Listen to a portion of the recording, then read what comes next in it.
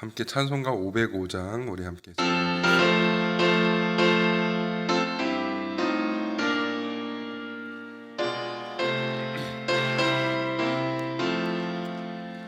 온 세상 위하여 나 복음 전하리. 만 백성 모두 나와서 주 말씀 들으라. 죄 중에 빠져서 헤매는 자들아, 주님의 음성 듣고서 너 구원 받으라. 전하고 기도해 매일 증인 되리라. 세상 모든 사람 다 듣고 그 사랑 알도록 온 세상 위하여 이 복음 전하리. 저 죄인 회개하고서 주 예수 믿으라. 이 세상 구하려 주 돌아가신 것 나 증거하지 않으면 그 사랑 모르리. 전하고 기도해 매일 증인 되리라. 세상 모든 사람 다 듣고 그 사랑 알도록 온 세상 위하여 주 은혜 임하니. 주 예수 이름 힘입어 이 복음 전하자. 먼 곳에 나가서 전하지 못해도 나 어느 곳에 있든지 늘 기도 힘쓰리. 전하고 기도해 매일 증인 되리라. 세상 모든 사람 다 듣고 그 사랑 알도록. 아멘. 오늘 우리에게 주신 하나님의 말씀은 사도행전 11장 25절에서 26절까지입니다. 사도행전 11장 25절에서 26절까지의 말씀입니다. 우리 함께 봉독하겠습니다. 바나바가 사울을 찾으러 다소에 가서 만남에 안디옥에 데리고 와서 둘이 교회에 1년간 모여 있어 큰 무리를 가르쳤고, 제자들이 비로소 안디옥에서 비로소 그리스도인이라 일컬음을 받게 되었더라. 아멘. 자기의 것이지만 자기보다 남들이 더 많이 사용하는 것이 있습니다. 그것은 바로 이름입니다. 사람들은 저마다 각자 자기의 이름이 있습니다. 보통은 하나의 이름을 사용하지만 미국 땅에 살면서 쉽게 부를 수 있는 영어 이름을 가지고 있는 경우도 있습니다. 저도 케빈이라는 영어 이름을 사용하고 있습니다. 저를 포함한 많은 한인 이민자들의 자녀들도 퍼스트네임에는 영어 이름으로, 그리고 미들네임은 한국 이름을 등록하여 사용하는 경우가 많이 있습니다. 이름과 함께 별명 혹은 애칭, 그리고 요즘은 부캐라고 하는 그런 말도, 다른 종류의 이름도 있습니다. 별명은 친구들 사이에 주로 좋지 않은 버릇이나 특징을 가지고, 그리고 이름을 이용하여 별명을 붙이곤 합니다. 애칭은 사랑하는 사이에 친밀한 표현으로 부르는 다른 이름이지요. 요즘에는 부캐라고 하는데, 이 부가 캐릭터는 자신이 평소에 가지고 있는 본래의 캐릭터와는 별도로 다른 내면에 있는 캐릭터를 꺼내서 나의 또 다른 캐릭터를 정해 평소와는 다른 새로운 삶을 꿈꾸는 현실 도피성 인격체를 의미하는 신조어입니다. 주로 게임에서 많이 사용되곤 합니다. 오늘 읽은 본문에서 제자들이 안디옥에서 비로소 그리스도인이라는 별명을 갖게 되었다고 말씀하고 있습니다. 본문 26절 다시 한번 봉독하겠습니다. 만남에 안디옥에 데리고 와서 둘이 교회에 1년간 모여 있어 큰 무리를 가르쳤고 제자들이 안디옥에서 비로소 그리스도인이라 일컬음을 받게 되었더라. 아멘. 그리스도인이라 이 말은 영어로 크리스찬입니다. 헬라어로는 크리스티아노스라고 하는데 이 말은 누구누구에게 속한 자, 누구누구의 종이라는 뜻을 가진 전미사 아누스가 붙은 말로 그리스도에게 속한 자들 그리고 그리스도의 종들이라는 뜻을 가진 단어입니다. 그리스도인의 완전한 추종자들이라는 의미를 가지고 있는 것이죠. 안디옥에서 이 그리스도인이라고 일컬음을 받게 된 제자들은 어떠한 사람들이었을까요? 많은 신학자들은 그들은 안디옥에 건주하던 불신자들이 복음을 듣게 되고 제자가 된 자들이라고 보고 있습니다.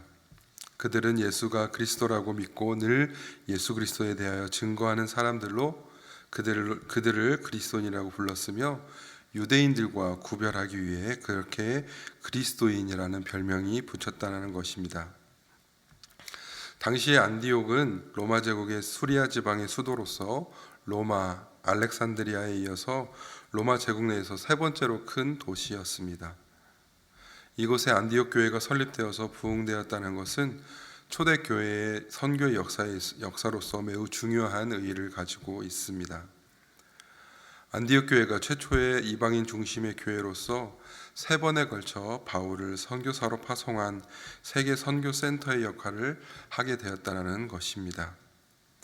제자들을 향한 주님의 선교 지상 명령에 따라서 땅 끝까지 이르러 내 증인이 되리라 하는 그 말씀에 순종하여 복음을 전파하는 그러한 사명을 수행하는 중심지가 예루살렘 교회에서 안디옥 교회로 이동하게 되었다라는 것이죠. 사도행전 8장에 보면 예수 그리스도의 복음은 빌립을 통하여서 처음으로 예루살렘의 범위를 벗어나서 사마리아에 전파되었습니다. 그리고 사도행전 10장에 이르러서 이방인인 고넬료 가정에 전해짐으로써 복음은 확장되었습니다. 이렇게 확장된 복음은 베니게와 구브로와 안디옥 등 이방 지역에까지 전파되었습니다. 앞서 말씀드렸듯이 안디옥은 작은 도시가 아니었습니다. 당시의 인구가 50만 이상으로 추정되는 큰 도시였습니다.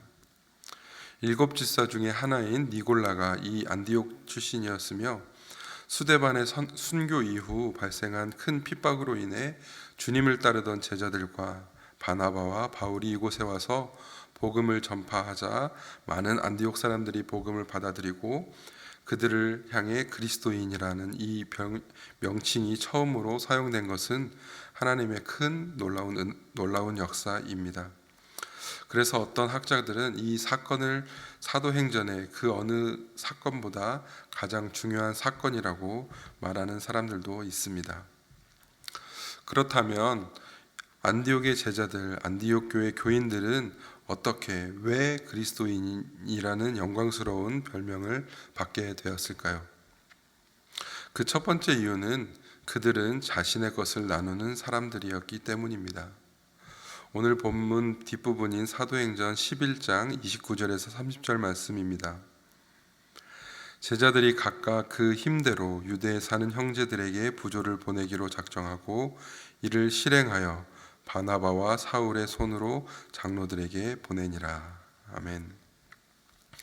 그들은 예루살렘 교회에 바나바와 사울의 손으로 부조를 보내주었습니다. 사도행전 11장 28절에 보면 천하에 큰 흉년이 들었다고 말하고 있듯이 당시에 로마 제국 전역에 걸쳐 광범위한 지역에 흉년이 들었는데 예루살렘 교회에도 큰 타격이 있었습니다. 안디옥의 제자들은 각각 그 힘대로 부조를 하기로 결정을 하는데, 그들에게 복음이라는 신령한 것을 나누어 준 자들에 대한 보답이며 그리스도의 사랑과 자비를 실천하는 아름다운 행위인 것이죠. 여기서 부조에 해당하는 헬라어는 디아코니아입니다. 이 말의 뜻은 시중드는 사람을 뜻하는 디아코노스에서 온 말로 시종 그리고 봉사를 의미하는 말입니다. 바울은 로마서 15장 25절에서 이 말을 성도를 섬기는 일이라고 말하고 있습니다. 제가 9월 한 달 동안 수요예배에 불렀던 찬양이 행복이라는 찬양인데요, 그 가사에는 이런 가사가 있습니다. 가진 것이 적어도 감사하며 사는 삶, 내게 주신 작은 힘 나눠주며 사는 삶, 이것이 나의 삶의 행복이라고. 안디옥 교회 교인들은 이 구제하는 일을 단순히 남는 것을 베푸는 정도로 생각하지 않고 종이 주인을 시중들듯 그들의 고통이 끝날 때까지 함께 고통을 분담하는 것으로 생각하고 실천한 그들이었기 때문에 그들은 그리스도인이라고 불리기에 충분한 자들이었습니다. 두 번째 이유는 안디옥 교회는 합력하여 선을 이루는 교회였습니다. 사도행전 13장 1절 말씀을 봉독하겠습니다. 안디옥 교회에 선지자들과 교사들이 있으니 곧 바나바와 니게르라 하는 시므온과 구레네 사람 루기오와 분봉왕 헤롯의 젖동생 마나엔과 및 사울이라. 아멘. 안디옥 교회를 이끄는 5명의 지도자가 소개되고 있습니다. 사도행전 4장 36절에 보면 바나바는 구브로에서 난 레이지파 사람입니다. 니게르라 하는 시므온은, 여기서 니게르라 하는 말은 아프리카 흑인을 지칭하는 네그로이기 때문에 이 니게르라 하는 시므온은 흑인 개종자였으리라고 추측됩니다. 그리고 구레네 사람 루기오는 북아프리카 리비아 지역의 구레네에서 온 사람을 지칭하고 있습니다. 또한 분봉왕 헤롯의 젖동생이라고 소개되고 있는 이 마나에는 왕궁에서 헤롯과 함께 자란 사람이지요. 그리고 다소 출신이며 베냐민 지파 출신인 사울까지 이 5명의 지도자가 안디옥 교회를 지도했는데, 이 5명의 출신 배경을 보면 인종이 다르게 구성되어 있음을 알 수 있습니다. 안디옥은 세계 각지에서 몰려온 이방인들이 왕래하는 곳이기에 안디옥 교회에는 다양한 출신 배경이 있었습니다. 그렇지만 그들은 복음을 듣고 받아들여서 오직 예수 그리스도에 대한 믿음으로 합력하여 선을 이루는 그러한 건강한 교회였던 것이지요. 그리고 마지막으로 그들은 예수님의 지상명령인 땅끝까지 이르러 내 증인이 되라는 지상명령에 순종한 자들이었기 때문에 그리스도인이라는 영광스러운 별명을 가진 자들이었습니다. 사도행전 13장 2절에서 3절 말씀입니다. 주를 섬겨 금식할 때에 성령이 이르시되 내가 불러 시키는 일을 위하여 바나바와 사울을 따로 세우라 하시니 이에 금식하며 기도하고 2사람에게 안수하여 보내니라. 아멘. 바나바와 바울을 파송하여 이방 선교를 시작한 곳이 바로 안디옥 교회입니다. 성령께서는 이방 선교를 내가 불러 시키는 일이라고 묘사하고 있습니다. 선교는 성령께서 하시는 일입니다. 우리는 흔히 사도행전을 성령행전이라고 합니다. 성령이 역사하시는 곳에서는 언제나 선교의 역사가 이루어졌습니다. 또한 선교의 역사가 이루어진 곳에서는 언제나 성령의 역사도 함께 있었습니다. 지금도 선교지에서 성령께서 강력하게 역사하는 이야기를 우리는 자주 접할 수 있습니다. 사도행전 13장 3절을 보면 안디옥 교회는 금식하며 기도하고 2사람에게 안수하여 보내었다고 말씀하고 있습니다. 성령의 지시에 따라 즉각적으로 순종하였을 뿐 아니라 2사람의 성공적인 선교 사역을 위해 금식하며 기도로 서포터한 교회였기 때문에 그 교회에 속한 자들은 영광스러운 별명인 그리스도인, 크리스찬이라고 불리기에 충분한 사람들이었습니다. 사랑하는 성도 여러분, 여러분은 지금 다른 사람들에게 어떻게 불려지고 있습니까? 안디옥의 제자들처럼 가진 것이 적어도 감사하며 나에게 주신 작은 힘을 나누어 주고 있습니까? 출신 배경이 다르고 환경이 다르지만 예수 그리스도의 사랑의 띠로 묶여져 한 마음 한 뜻을 품고 합력하여 선을 이루고 있습니까? 예수 그리스도의 마지막 지상 명령인 땅끝까지 이르러 내 증인이 되라는 말씀에 순종하며 우리의 있는 자리에서 예수님의 증인으로 살면서 복음 들고 산을 넘는 자들을 위해 기도하는 후원자이십니까? 바라옵기는 오늘 하루도 하나님께서 주시는 새 힘으로 우리의 맡은 사명을 감당하며 크리스찬의 삶을 살아가는 저와 여러분이 되시기를 간절히 소원합니다. 우리 함께 기도하겠습니다. 사랑의 아버지 하나님, 은혜와 사랑을 감사드립니다. 우리에게 새로운 하루를 허락하여 주심에 또한 감사드립니다. 안디옥의 제자들처럼 하나님께서 우리에게 주신 것에 감사하며 나눠주며 합력하여 선을 이루는 우리가 되게 하여 주시고, 우리가 있는 자리에서 예수님의 증인으로서 크리스찬으로 살아가는 우리가 되게 하여 주시옵소서. 예수 그리스도의 이름으로 기도합니다. 아멘. 하늘에 계신 우리 아버지여, 이름이 거룩히 여김을 받으시오며 나라의 임하옵시며 뜻이 하늘에서 이룬 것 같이 땅에서도 이루어지이다. 오늘날 우리에게 일용할 양식을 주옵시고, 우리가 우리에게 죄진 자를 사하여 준 것 같이 우리 죄를 사하여 주옵시고, 우리를 시험에 들게 하지 마옵시고 다만 악에서 구하옵소서. 대개 나라와 권세와 영광이 아버지께 영원히 있사옵나이다. 아멘.